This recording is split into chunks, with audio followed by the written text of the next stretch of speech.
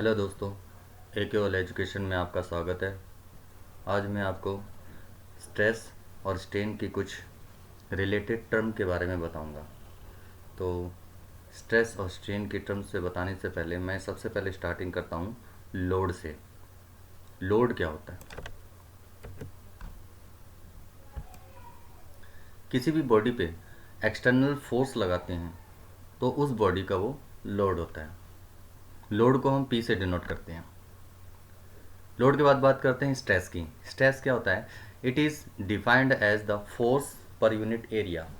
किसी भी limited area पे लोड लगाते हैं या फोर्स लगाते हैं तो वो उस बॉडी के ऊपर स्ट्रेस लगता है। स्ट्रेस का फॉर्मूला होता है फोर्स अपॉन एरिया।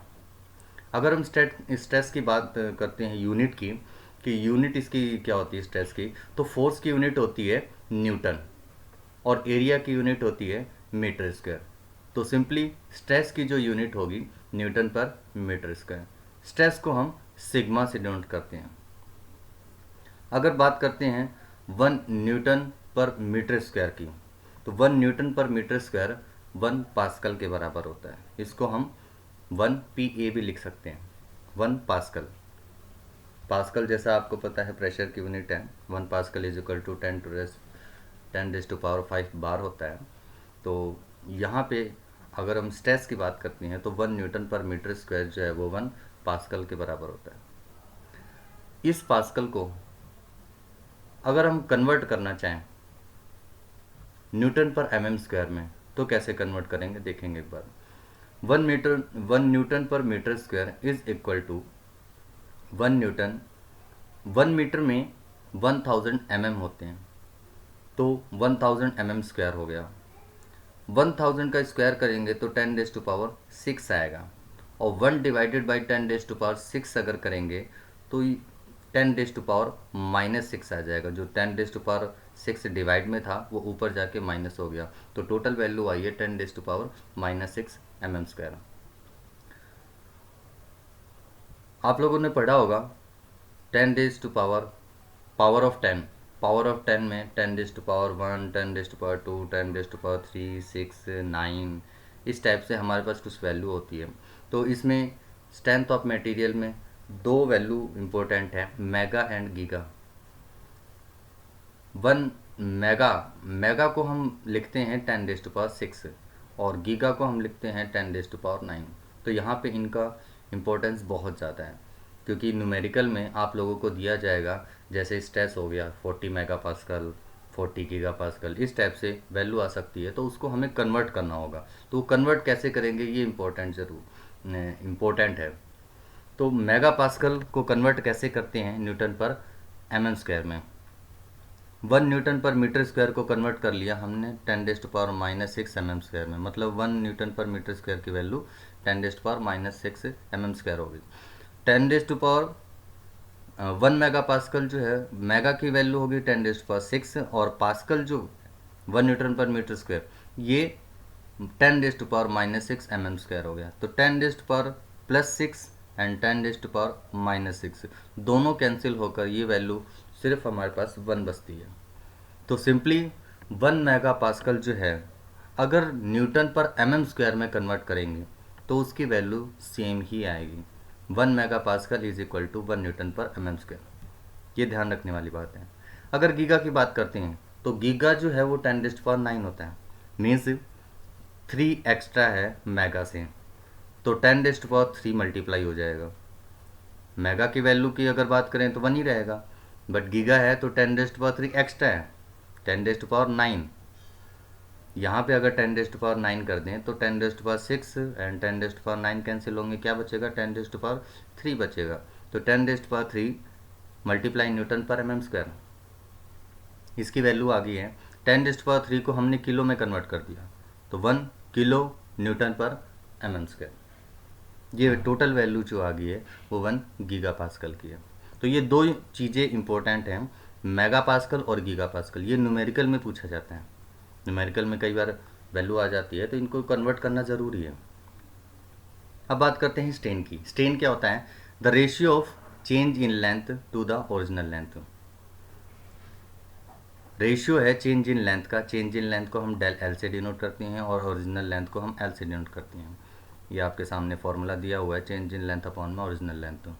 तो ये स्ट्रेन हो गया। स्ट्रेन की कोई भी यूनिट नहीं होती, क्योंकि लेंथ की यूनिट हमारी मीटर होती है और ओरिजिनल लेंथ की भी यूनिट हमारी मीटर होती है। मीटर टू मीटर कैंसिल हो गया तो इसकी कोई भी यूनिट नहीं होगी, तो ये स्ट्रेन जो है वो यूनिट लेस होगा। अब इनके टाइप्स की बात करते हैं। Types of strain stress. Stress जो है वो दो टाइप के होते हैं, direct and indirect. Direct stress के भी तीन टाइप होती हैं, tensile, compressive and shear stress. और इनडायरेक्ट जो है वो दो टाइप की होती हैं, bending and twisting stress. Direct stress की बात करते हैं, टेंसाइल। टेंसाइल का मतलब है कि किसी भी नॉर्मल शाफ्ट को खींचना। जैसे एक शाफ्ट दी हुई है, इसके बाहरी तरफ हम फोर्स लगाते हैं तो इस शाफ्ट को हम खींच रहे हैं, खींचना यानी टेंशन देना, तो वो टेंसाइल हो गया। इस शाफ्ट को, इस ओरिजिनल शाफ्ट को हम खींचेंगे तो इसकी लेंथ इंक्रीज हो जाएगी। आप लोग देख रही हैं शाफ्ट का ये साइज़ था, अब इसके बाद में इंक्रीज होकर ये हो गया। तो इसमें हमने क्या दिया, टेंशन दिया, बाहर की तरफ दोनों तरफ से खींचा है, तो टेंसाइल स्ट्रेस हो गया। कंप्रेसिव स्ट्रेस में क्या हो गया कि इसको दबा रहे हैं अंदर से, बाहर की तरफ से दोनों तरफ से हम फोर्स लगा रहे हैं, तो कंप्रेस कर रहे हैं। तो कंप्रेस करने के बाद में इसका जो डायमीटर है वो इंक्रीज हो जाता है, डायमीटर, और लेंथ जो है वो डिक्रीज हो जाती है। लेंथ जैसे ही डिक्रीज होगा तो डायमीटर में इंक्रीज होगा। तो डायमीटर इस कंडीशन में कंप्रेसिव के केस में इंक्रीज हो जाता है और लेंथ जो है वो डिक्रीज हो जाती है। कंप्रेसिव यानी दबाना, कंप्रेस्ड करना। बात करते हैं शियर स्ट्रेस की। शियरिंग क्या होता है कि किसी भी बॉटम पोजीशन से फिक्स एक शाफ्ट को या रेक्टेंगल पार्ट को या कोई भी बॉडी को अगर हम टेंजेंशियल डायरेक्शन से फोर्स लगाते हैं, सरकमफ्रेंशियल डायरेक्शन से टेंजेंशियल डायरेक्शन अगर फोर्स लगाते हैं और उसमें जो चेंज आता है किसी भी एंगल पे, तो वो हमारा शियरिंग होगा। शियरिंग यानी खिसकना। किसी भी चीज़ को हमने दबाव दिया है, जैसे एक टेबल रखी हुई है, टेबल को नीचे पोजीशन से फिक्स है और ऊपर पोजीशन से हम उसको साइड से दबाव देने की कोशिश कर रहे हैं, तो वो खिसक रही है किसी एक एंगल पे। जितना हम फोर्स लगाएंगे उतना उसमें चेंज होगा, तो कितना एंगल वो चेंज हुआ है वो हमारा शेयरिंग हो जाती है। इनडायरेक्टली स्ट्रेस की बात करते हैं, bending stress and twisting stress. तो बेंडिंग में क्या हो गया कि कोई भी रेक्टेंगल पार्ट को अगर सेंट्रल पोजीशन से फोर्स लगाया जाए तो वो बैंड पोजीशन पे आ जाती है। तो इसमें अगर बैंडिंग टाइप का चेंज होगा तो वो बेंडिंग स्ट्रेस हो गया। ट्विस्टिंग में क्या होगा कि किसी भी शाफ्ट को अगर टॉर्क दे रहे हैं, साइड से हम ट्विस्ट कर रहे हैं, मोड़ रहे हैं, तो उसमें ट्विस्टिंग मोमेंट आता है। तो ट्विस्ट जब फोर्स लगा रहे हैं टेंजेंशियल डायरेक्शन में, उसके फोर्स लगा रहे हैं हम, तो उसमें स्ट्रेस जो इंड्यूस्ड होगा वो ट्विस्टिंग स्ट्रेस होगा। बात करते हैं टाइप्स ऑफ स्ट्रेन की। तो स्ट्रेन के भी, स्ट्रेन क्या हो गया कि चेंज बॉडी के अंदर, जैसे स्ट्रेस लगता है तो स्ट्रेस के बाद में जो चेंज आता है वो हमारा स्ट्रेन हो गया। चेंज इन लेंथ अपॉन में ओरिजिनल लेंथ। तो स्ट्रेन के जो टाइप हैं वो भी चार टाइप के होते हैं, tensile strain, compressive strain, shear strain and volumetric strain. Tensile क्या हो गया, जैसे मैंने बताया कि टेंसाइल यानी खींचना। किसी भी बॉडी को अगर हम खींचते हैं और उस बॉडी के अंदर क्या चेंज आता है, मतलब उसकी लेंथ इंक्रीज हो जाती है, तो वो क्या हो गया, टेंसाइल स्ट्रेन हो गया। बॉडी पे फोर्स हम एक्सटर्नल लगा रहे हैं, उसकी लेंथ इंक्रीज होगी, तो वो टेंसाइल स्ट्रेस हो गया। स्ट्रेस और स्ट्रेन में डिफरेंस क्या है कि स्ट्रेस हम फोर्स लगा रहे हैं और उस फोर्स के द्वारा कितना बॉडी के अंदर चेंज आ रहा है वो स्ट्रेन हो गया। दोनों में फ़र्क ये है, फोर्स हम कितना लगा रहे हैं, कितना दबाव पड़ रहा है बॉडी पे, वो तो स्ट्रेस हो गया। स्ट्रेन क्या हो गया, दबाव जितना पड़ रहा है उस दबाव के कारण बॉडी के अंदर के जो चेंज आ रहे हैं वो स्ट्रेन होता है। कंप्रेसिव की बात करें तो कंप्रेसिव में इंटरनल पोजीशन पे अंदर की तरफ हम फोर्स लगाते हैं, तो कंप्रेसिव, दबा रहे हैं उसको, कंप्रेस करने के बाद में कितना बॉडी के अंदर जो चेंज आ रहा है वो कंप्रेसिव स्ट्रेन होता है। Sharing strain, changes tangential direction से जब हम फोर्स लगाते हैं और उस बॉडी के अंदर कितना चेंज आता है, मैंने बताया था कि इसमें एक एंगल पे वो शेयर हो जाती है, तो कितने एंगल पे वो शेयर होगी उसे हम शेयर स्ट्रेन बोलते हैं।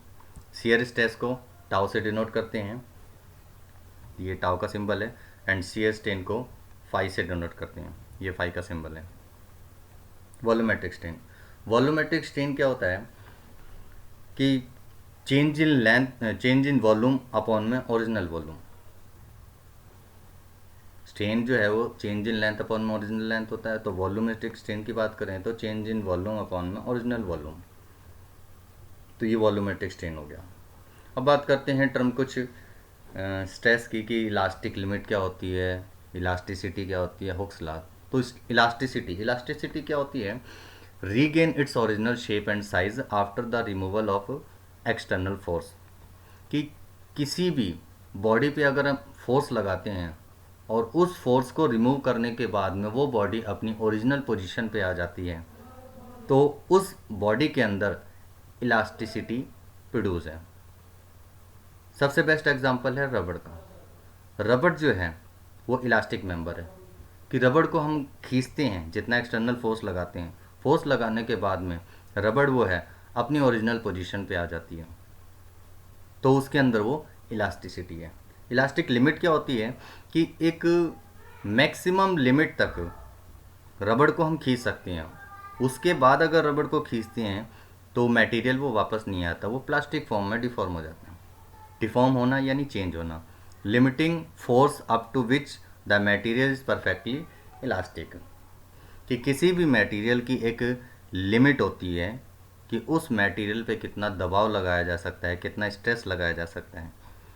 तो स्ट्रेस अगर लिमिट के अकॉर्डिंग लगाएं तो वो इलास्टिक मेंबर है, बट अगर लिमिट से ज़्यादा लगा दिया तो वो प्लास्टिक मेंबर हो जाते हैं। हुक्स लॉ क्या होता है? Stress is directly proportional to strain, कि बॉडी के अंदर जितना हम दबाव दे रहे हैं उतना ही बॉडी के अंदर चेंज आ रहा है, वो हमारा हुक्स लॉ होता है। जैसे हम स्ट्रेस लगाते जाएंगे वैसे वैसे स्ट्रेन भी लगता जाएगा, चेंज होता जाएगा। अब सबसे इम्पोर्टेंट टर्म्स है स्ट्रेस और स्ट्रेन की, modulus of elasticity, modulus of rigidity and bulk modulus. इनका सबसे ज़्यादा न्यूमेरिकल में यूज़ होता है। तो मॉडुलस ऑफ इलास्टिसिटी को हम यंग मॉडुलस भी बोलते हैं, और इसका फॉर्मूला है ratio of stress and strain. Stress sigma से डिनोट करते हैं, स्ट्रेन को एप्सिलॉन से डिनोट करते हैं। मॉडुलस ऑफ रिजिडिटी को हम जी से डिनोट करते हैं, इसको शियर मॉडुलस भी बोलते हैं। इसका फॉर्मूला है ratio of shear stress and shear strain. Shear stress को टाउ से डिनोट करते हैं और शियर स्ट्रेन जो है वो फाई से डिनोट करते हैं। ये फॉर्मूले दिए हुए हैं, ये फॉर्मूले ही सबसे ज़्यादा यूज़ होते हैं न्यूमेरिकल में। Bulk modulus, the ratio of normal stress and volumetric strain. Normal stress mean sigma and volumetric strain जो है वो सिग्मा वी। बात करते हैं लॉन्गिट्यूडनल स्ट्रेन की। लॉन्गिट्यूडनल स्ट्रेन क्या हो गया? स्ट्रेन यानी चेंज। लॉन्गिट्यूडनल की हॉरिजॉन्टल डायरेक्शन में जो भी चेंज हो रहा है, ratio of change in length to the original length.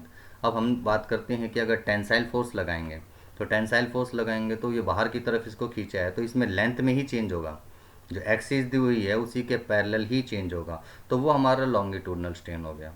But lateral strain क्या होता है कि जो एक्सिस है उसके परपेंडिकुलर डायरेक्शन में अगर चेंज हो जाए होता है तो वो लेटरल स्ट्रेन होता है। लेटरल स्ट्रेन कंप्रेसिव के केस में आता है, क्योंकि इसमें क्या चेंज हो रहा है? डायमीटर इंक्रीज हो रहा है। The ratio of change in diameter to the original diameter. इसके फॉर्मूले हैं लॉन्गिट्यूडनल स्ट्रेन के, चेंज इन लेंथ अपॉन में original length, and lateral strain का है चेंज इन डायमीटर अपॉन में ओरिजिनल डायमीटर। कुछ इंपॉर्टेंट टर्म्स और भी हैं। Poisson ratio, Poisson ratio formula होता है ratio of lateral strain to the longitudinal strain. Ultimate stress का फॉर्मूला होता है ratio of maximum load to the original cross section area. Lateral strain divided by longitudinal strain जो Poisson ratio होता है, Poisson ratio को हम M से denote करते हैं। अल्टीमेट स्ट्रेस का फॉर्मूला होता है मैक्सिमम लोड अपॉन में original cross section area. Working stress का फॉर्मूला होता है ratio of maximum stress to the factor of safety. Maximum stress divided by factor of safety, and factor of safety का formula होता है ratio of maximum stress to working stress. तो उम्मीद है कि आप लोगों के ये रिलेटेड टर्म्स समझ में आई होगी। Thank you.